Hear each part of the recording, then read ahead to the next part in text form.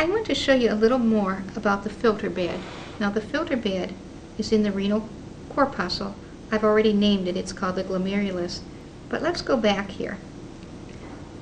First, can I show you that it has an arteriole feeding it called the afferent arteriole, and the fluid that doesn't get filtered, the blood that doesn't get filtered, leaves via the efferent arteriole.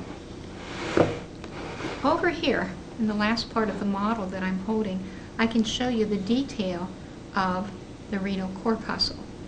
Again, what are these renal corpuscles? They're the filter bed, the beginning of the nephron, and so there's 1 million of them per kidney. Explains why you can live very well with only one kidney.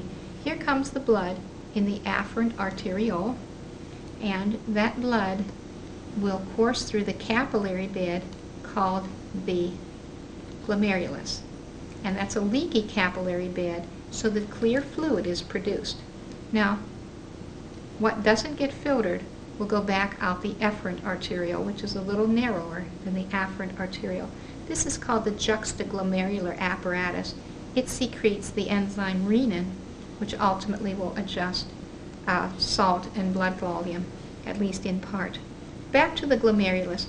Leaky capillaries covered with a layer called the visceral layer of Bowman's capsule. The purple that you see is the basement membrane of it, and the cells themselves look like little spiders. They're called podocytes, or foot cells.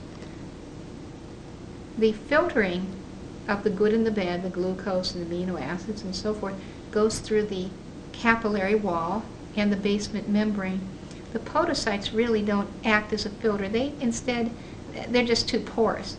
They instead act to hold back the pressure, to hold against pressure. There's fairly high pressure for a little capillary in the glomerulus. The outer wall of the renal corpuscle is called the parietal layer of Bowman's capsule, or sometimes just Bowman's capsule. It holds against the pressure that's generated and maintains the integrity of the wall here, so that the fluid that's filtered, called filtrate, enters the proximal convoluted tubule.